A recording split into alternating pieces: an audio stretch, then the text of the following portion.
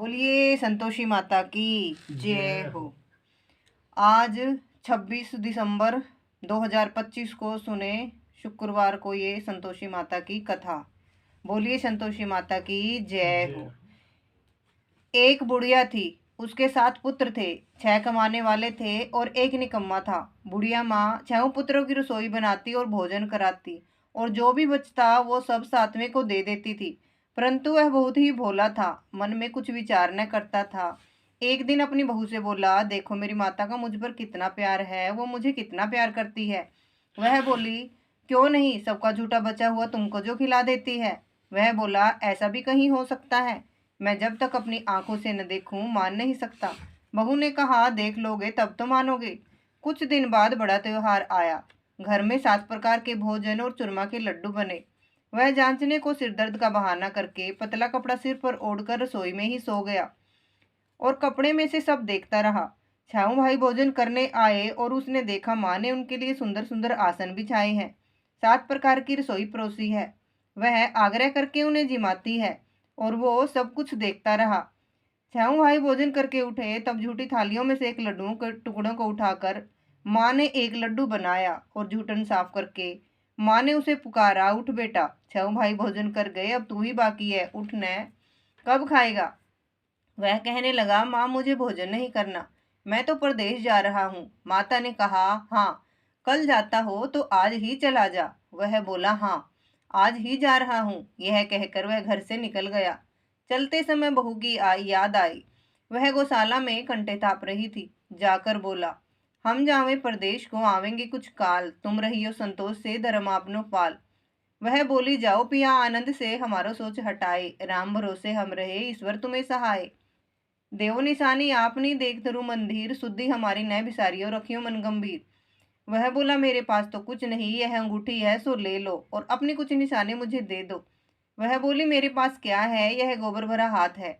यह कह उसकी पीठ में गोबर के हाथ की थाप मार दी और वह चल दिया। चलते चलते दूर देश में पहुंचा। वहां एक साहूकार की दुकान थी। वहीं जाकर कहने लगा, भाई मुझे नौकरी पर रख लो। साहूकार को जरूरत थी। वह बोला, रह जा। लड़के ने पूछा कि तनख्वाह क्या दोगे? साहूकार ने कहा, काम देखकर ही दाम मिलेंगे। साहूकार की नौकरी मिली। वह सवेरे 7 बजे से रात तक नौकरी करने लगा। कुछ दिनों में साहूकार का सारा लेन देन, हिसाब किताब, ग्राहकों को माल बेचना, सारा काम वही करने लगा। साहूकार के 7-8 नौकर थे। सब चक्कर खाने लगे कि यह तो बहुत होशियार बन गया।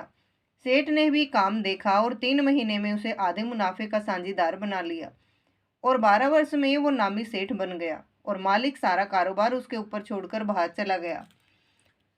अब बहू पर क्या बीती सुनो। सास ससुर उसे दुख देने लगे। सारी गृहस्थी का काम करा के उसे लकड़ी लेने जंगल में भेजते और घर की रोटियों के आटे से जो भी भूसी निकलती उसकी रोटी बनाकर उसको दे दी जाती और फूटे नारियल की नरेली में पानी। इस तरह दिन बीतते रहे।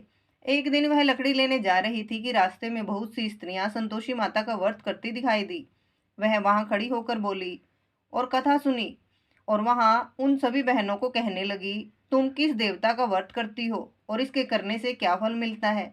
इस व्रत के करने की क्या विधि है? यदि तुम अपने इस व्रत का विधान मुझे समझाकर कहोगी तो मैं तुम्हारा बड़ा एहसान मानूंगी। तब उनमें से एक स्त्री बोली, सुनो, संतोषी माता का व्रत है, इसके करने से निर्धनता दरिद्रता का नाश होता है, लक्ष्मी आती है, मन की चिंताएं दूर होती है, घर में सुख होने से मन को प्रसन्नता और शांति मिलती है। व्रत के दिन घर में कोई खिटाई न खावे। यह सुनकर बहू चल दी और रास्ते में लकड़ी के बोझ को बेच दिया और उन पैसों से गुड़ चना लेके माता के व्रत की तैयारी करने लगी। और सामने मंदिर देख पूछने लगी, यह मंदिर किसका है? सब बच्चे कहने लगे, संतोषी माता का मंदिर है। यह सुन माता के मंदिर में जा माता के चरणों में लौटने लगी और दीन हो विनती करने लगी, माँ, मैं निप्ट मूर्ख हूँ, व्रत के नियम कुछ नहीं जानती, मैं बहुत दुखी हूँ माँ। हे माता जगत जननी, मेरा दुख दूर कर, मैं तेरी शरण में हूँ।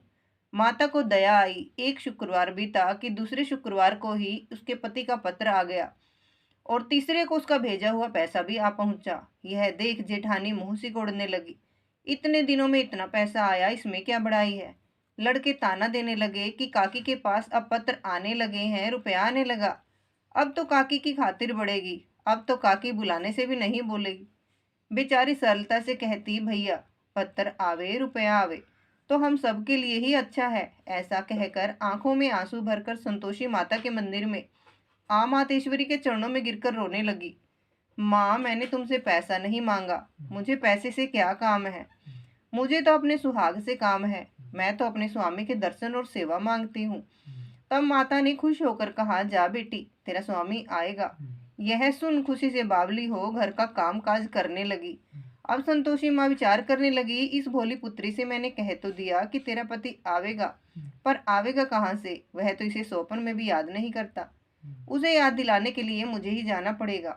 इस तरह माँ बुढ़िया के स्वप्न बेटे के स्वप्न में जा प्रकट हो कहने लगी, साहूकार के बेटे, सोता है या जागता है? वह बोला, माता, सोता भी नहीं हूँ, जागता भी नहीं हूँ, बीच में ही हूँ, कहो क्या आज्ञा है।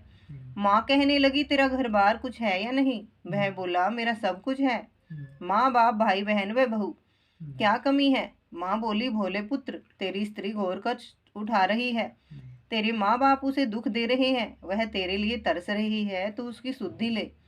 वह बोला, माता, यह तो मुझे मालूम है, परंतु जाऊं कैसे? परदेश की बात है, लेन देन का कोई हिसाब किताब नहीं, जाने का कोई भी रास्ता नजर नहीं आता, कैसे चला जाऊं माँ? माँ कहने लगी, मेरी बात मान, सवेरे नहा धोकर माता का नाम ले, घी का दीपक जला, दंडवत कर दुकान पर जा बैठना। देखते देखते तेरा लेन देन सब चुक जाएगा, माल बिक जाएगा और सांझ होते होते धन का ढेर लग जाएगा। तब सवेरे बहुत जल्दी उठ उसने लोगों से अपने सपने की बात कही, तो वे सब उसकी बात अनसुनी करके दिल लगी उड़ाने लगे कि कहीं सपने भी सच होते हैं। एक बूढ़ा बोला, देख भाई, मेरी बात मान, इस तरह सच झूठ कहने के बदले देवता ने जैसा भी कहा है तू वैसा ही कर, तेरा इसमें क्या जाता है। अब बूढ़े की बात मान, वह नहा धोकर संतोषी माता को दंडवत कर घी का दीपक जला दुकान पर जा बैठा। थोड़ी देर में क्या देखता है कि देने वाले रुपया लाए और लेने वाले हिसाब लेने लगे। कोठे में भरे सामानों के खरीदार नगद दाम में सौदा करने लगे। शाम तक धन का ढेर लग गया। माता का यह चमत्कार देख खुश हो मन में माता का नाम ले घर जाने वास्ते गहना कपड़ा खरीदने लगा और वहां के काम से निपट तुरंत घर को रवाना हुआ। वहां बहू बेचारी जंगल में लकड़ी लेने जाती, लौटते वक्त माताजी के मंदिर में विश्राम करती थी। वह तो उसका रोज रुकने का स्थान ठहरा। दूर से धूल उठती देखकर वह माता से पूछती है, हे माता, यह धूल कैसे उड़ रही है? माँ कहती है, हे पुत्री, तेरा पति आ रहा है, अब तू ऐसा कर, लकड़ियों के 3 बोझ बना ला, एक नदी के किनारे रख, दूसरा मेरे मंदिर पर और तीसरा अपने सिर पर रख। तेरे पति को लकड़ी का गट्ठा देखकर मोह पैदा होगा, वह वहां रुकेगा और नाश्ता पानी बना खा पी कर माँ से मिलने जाएगा। तब तो लकड़ी का बोझ उठाकर जाना और बीच चौक में इकट्ठा डालकर जोर से 3 आवाजें लगाना, लो सासू जी, लकड़ियों का गट्ठा लो, लो भूसे की रोटी दो और नारियल के खोपड़े में पानी दो, आज मेहमान कौन आया है? माँ की बात सुन, बहुत अच्छा माता जी, बहुत अच्छा कहकर प्रसन्न हो लकड़ियों के 3 गट्ठे ले आई, एक नदी के तट पर, एक माता के मंदिर पर रखा। इतने में ही एक मुसाफिर वहां आ पहुंचा। सूखी लकड़ी देख उसके पति की इच्छा हुई कि यही निवास करे और भोजन बना खा पी कर ही गांव जाए। इस प्रकार भोजन बना विश्राम करके वह गांव को गया, सबसे प्रेम से मिला। उसी समय बहू सिर पर लकड़ी का गट्ठा लिए आती है और लकड़ी का भारी बोझ आंगन में घेर कर जोर से 3 आवाजें देती है, लो सासू जी, लकड़ी का गट्ठा लो, लो भूसे की रोटी दो और नारियल के खोपड़े में पानी दो, आज मेहमान कौन आया है? यह सुनकर उसकी सास अपने दिए हुए कष्टों को भुलाने के लिए कहती है, बहू ऐसा क्यों कहती है, तेरा मालिक ही तो आया है, आ बैठ, मीठा भात खा, भोजन कर, कपड़े गहने पहन।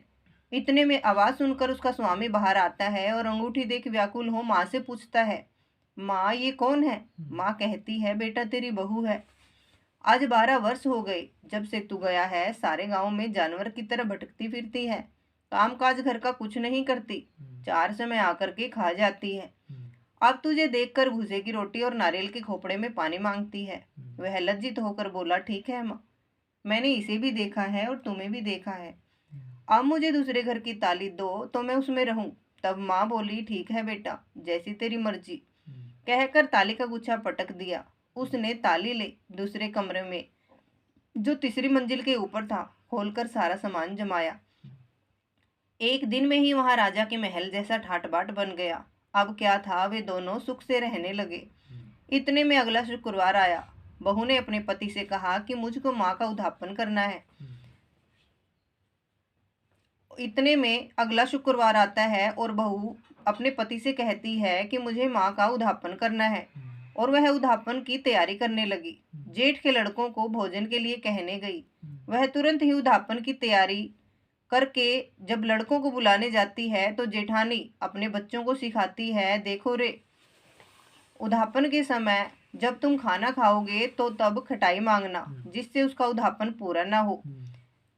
लड़के जीमने आए, खीर पेट भर कर खाई, परंतु याद आते ही कहने लगे कि हमें कुछ खटाई दो, खीर खाना हमें नहीं भाता, देखकर अरुचि होती है।